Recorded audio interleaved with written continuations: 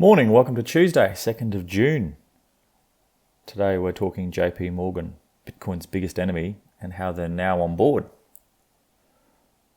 JPMorgan, the largest US bank by assets, has been waging a war of words with Bitcoin and cryptocurrency for years.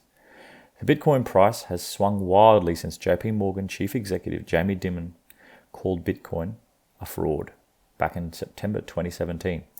Rising to around $20,000 per Bitcoin before crashing to under $4,000. Earlier this month, JPMorgan signed Coinbase and rival Bitcoin and crypto exchange Gemini after a lengthy vetting period. It was first reported by Wall Street Journal. JPMorgan approved the two Bitcoin exchanges' accounts last month and is already processing transactions, potentially signaling the end of the crypto industry's banking woes. The Bitcoin and cryptocurrency community has complained for years that banks, including JPMorgan, have denied them services and blocked accounts that dealt with crypto businesses. Meanwhile, it's emerged that Jamie Dimon has been hosting secret meetings with Coinbase chief executive Brian Armstrong since 2018, author Jeff Roberts revealed.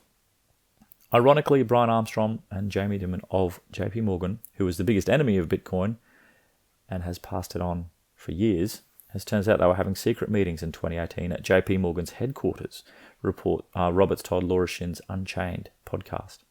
However, JPMorgan's interest in cryptocurrencies might not extend to Bitcoin quite yet. We are supportive of cryptocurrencies as long as they are properly controlled and regulated, Umar Farouk, JPMorgan's head of digital treasury services and blockchain, said back in 2017. JPMorgan launched its answer to Bitcoin last year, the JPM coin. Unlike Bitcoin, JPM coin is pegged to the dollar and aimed at speeding up and reducing the costs of global payments. Meanwhile, some have accused Coinbase's Armstrong as being skeptical of Bitcoin while working to promote other blockchain networks and cryptocurrencies such as Ethereum. I'm sure he would deny it, but it's interesting to me that the CEO of the world's most prominent Bitcoin-related company seems so skeptical of Bitcoin, said Bloomberg editor and analyst Joe Weisenthal, commenting on Twitter thread by Armstrong suggesting it might not be Bitcoin that pushes the cryptocurrency ecosystem into the mainstream. Despite JPMorgan's softening attitude towards Bitcoin and crypto, the nascent technology is still fighting an uphill battle. Earlier this year, Treasury Secretary Steven Mnuchin warned significant new Bitcoin and cryptocurrency regulations are on their way. Minneapolis Federal Reserve President Keel Kaskari branded cryptocurrencies a giant garbage dumpster, and the Department of Justice called Bitcoin mixing a crime. Just this week, Goldman Sachs listed 5 reasons that cryptocurrencies, including Bitcoin, are not an asset class in a much hoped but ultimately disappointing presentation titled US Economic Outlook and Implications of Current Policies for Inflation, Gold, and Bitcoin. Armstrong's supposed skepticism has been shared by others, likely stems from the belief newer, faster alternatives would prevail. Newer and faster are already there, but network effect and market dominance are not. That narrative had some traction. If one of the faster newer coins got its dominance before the world needed a currency and financial product alternative.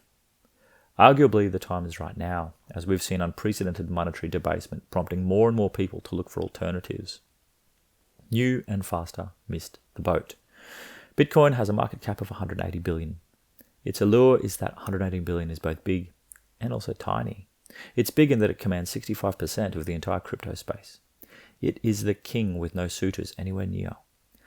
ETH or Ethereum is second at just $27 billion. It has futures contracts. It has institutional take-up and platforms. It has proven performance over the longest period of time and remains completely decentralized. But as we demonstrated yesterday, in the scheme of all the world's assets, it is tiny. And that's where the real allure is. When a fraction of those debt-blown derivatives looks for intrinsic decentralized value, that same equation or supply, demand, as we spoke of yesterday's, plays out. You simply cannot just expand the supply of Bitcoin quickly. That leaves price as the only other variable. Ernest Hemingway described going bankrupt as gradually and then suddenly.